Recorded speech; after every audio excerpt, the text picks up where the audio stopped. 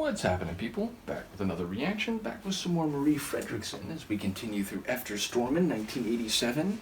And I'm slightly proud of myself, though I suppose it's no great interpretational logic. But when I looked at the title for this song, I figured the first word was in fact coffee, and at least according to Google Translate, it is. Coffee and tears. So if that translation is accurate, it gives me an image of someone in a cafe dealing with their emotions and obviously being upset. Of course, you can cry for reasons of inspiration or even joy, but what I read from the title, again, if the translation is accurate, is someone trying to make sense of how they're feeling, being upset, maybe about a relationship coming to an end or at least not being in a good way.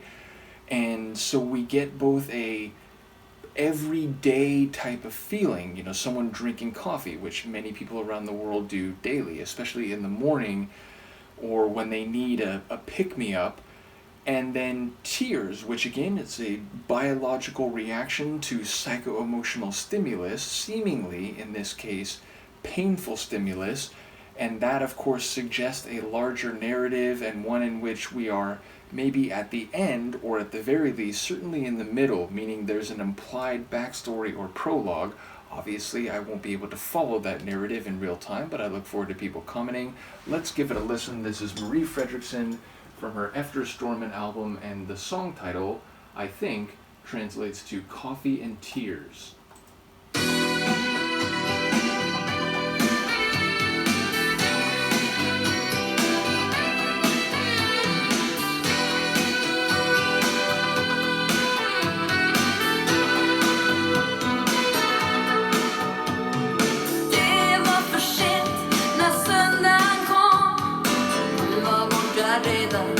Redan vid månens rand. Ingen höll i din hand. Du var så ensam i ditt eget land.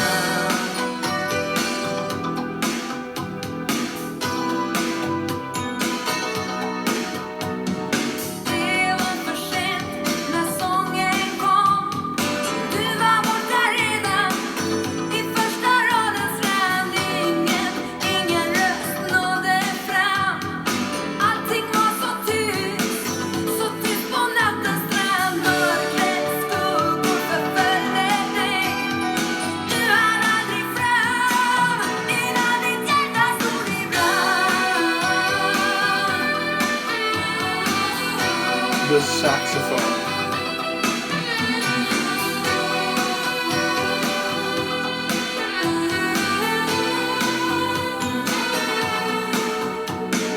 Det var för sent när sommaren kom. Du var borta redan vid vårens rand. Ingen kunde hålla dig. Du var mycket starkare, större än din egen strand. Och där satt vi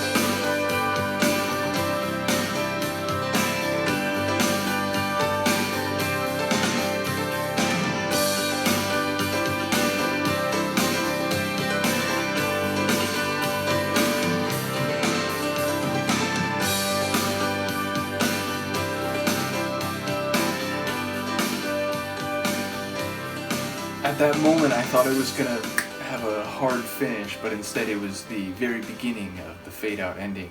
Sonically, like without even knowing exactly what's being sung about, and we'll get to Marie's vocals in a moment. But what a rich sonic blend of fantastic goodness, which is perhaps a bit of a redundant and clumsy phrase, but it's all my brain can muster after hearing that incredible tune. So, the saxophone. The saxophone is what I have to say most prominently. People who know this channel, people who know my taste will be aware that I'm a big fan of the saxophone as an instrument more generally, and there's something about 80s sax that just really embrace the instrument more than saxophone I've heard from other eras, and so I don't know what it is, but this is the quintessential 80s sax performance here. I'm going to look up in a moment who that was, and I'm sure this is a name that's maybe already been mentioned, but wow, what a performance. But it wasn't just that, because the keyboard, which had been sparing and just accompanying, supportive up until that point, became richer and more dynamic and intense in the latter stages of the tune. There's also some guitar work which really had a nice sound. So it gives me a bit of the like nighttime jazzy feelings, but with a like power 80s synth track combined. So there's a bit of overlapping stylings here, but it all comes together brilliantly. And then we have Marie's voice at the center of it, passionate, at times a bit scratchy and forceful, and just very rich and varied over the course of the song.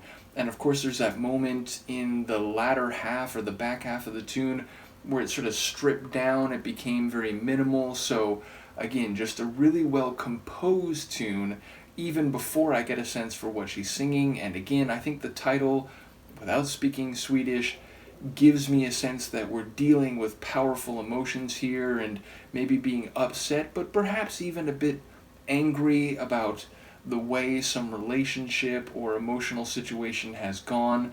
So yes, I look forward to hearing the comments. I am worried about something as I finish this reaction.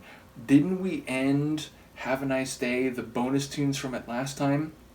I have not prepared the next album, so I need to make sure that I have a Roxette reaction to do. Again, I could like delve into the bag of tricks per se. I could sort of jump, but in the moment I'm worried that I don't have the next proper album ready to go. So while I'm on camera here, or I'm not actually on camera, am I? But while I'm shooting the video here, let me just double check that. Oh, so okay, I do have the rock version of It Will Take a Long Time. So you know what? We do have one more track before I have to figure out this situation. And ultimately, I mentioned like a long time ago, big shout out to Yun, who set us on this Roxette journey and who indirectly brought a number of others of you. My brain is not working correctly.